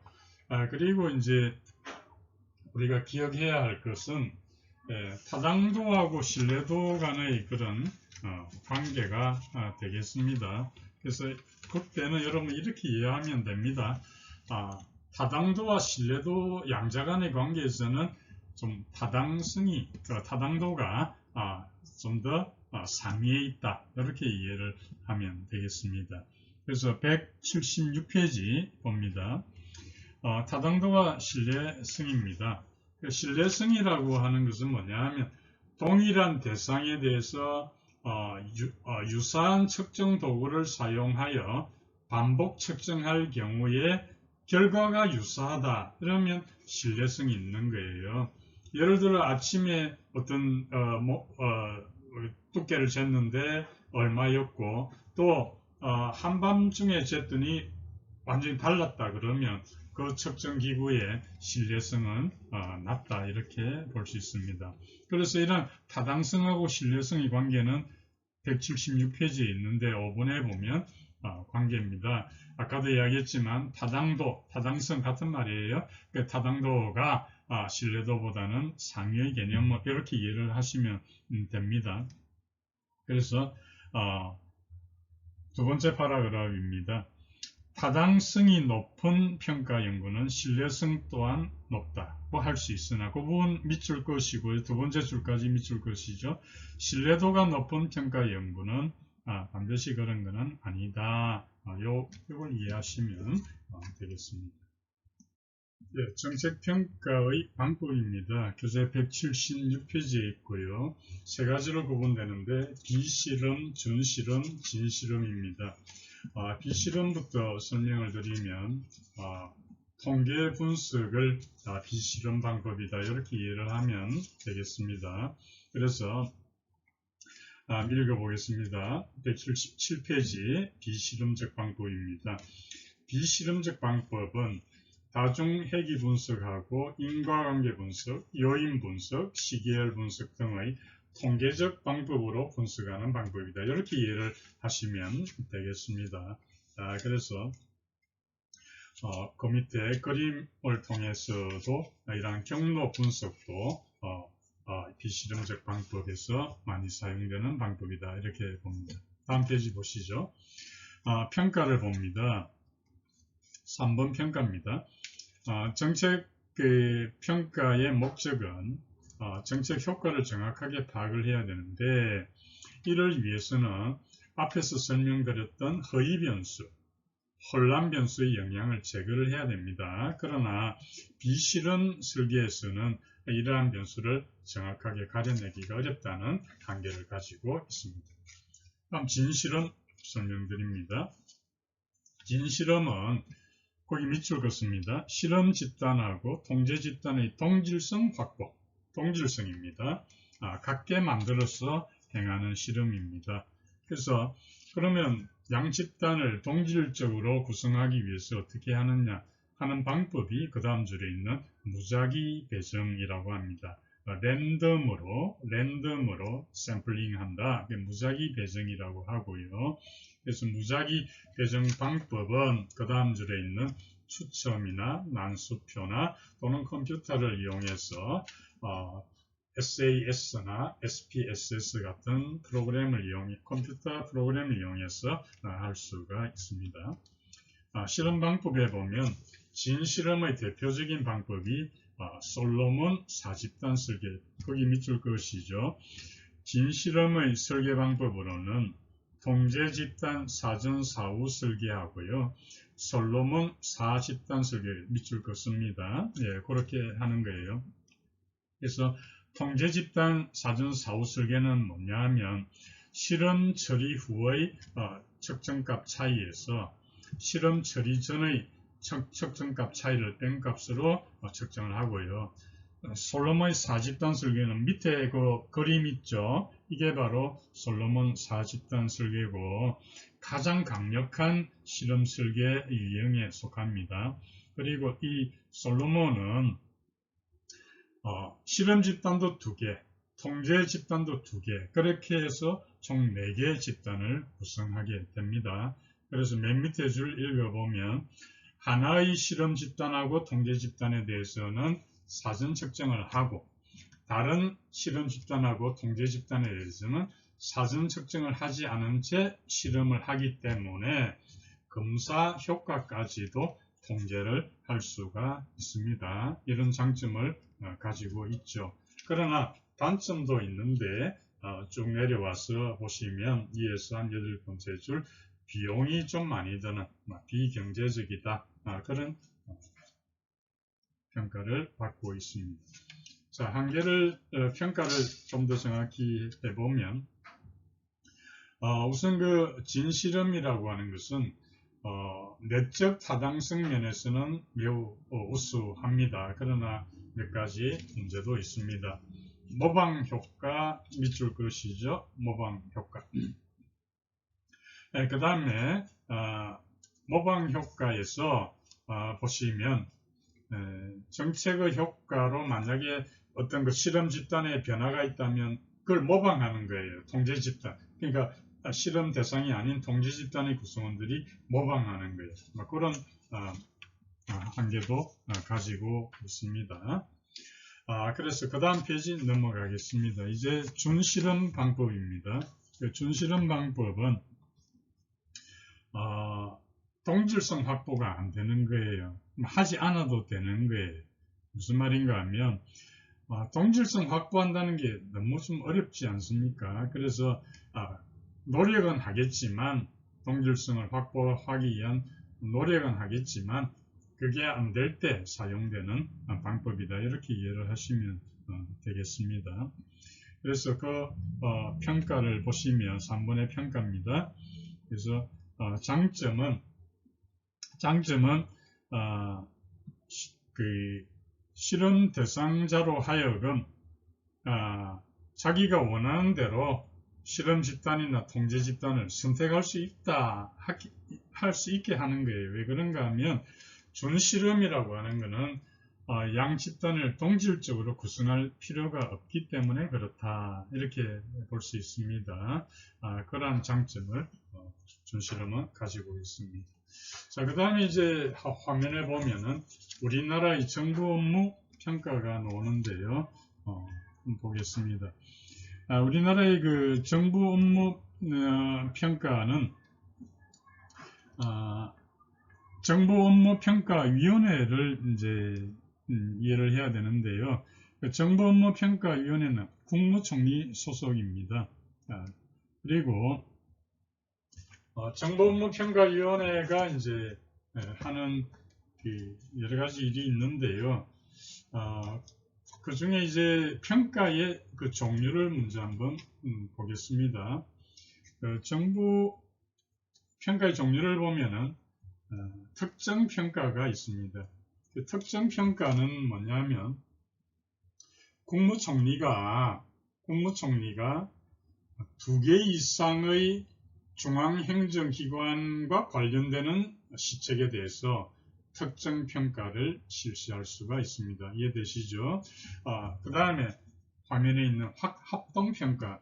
합동평가는 누구와 누가 합동하는가 하면 행정안전부 장관하고 관계되는 중앙행정기관의 장이 합동으로 국가이임 사무에 대해서 하는 거예요. 그러니까 지방자치단체가 수행하는 그러한 업무에 대해서 평가를 하는 것이 합동평가다. 이렇게 이해를 하면 되겠습니다.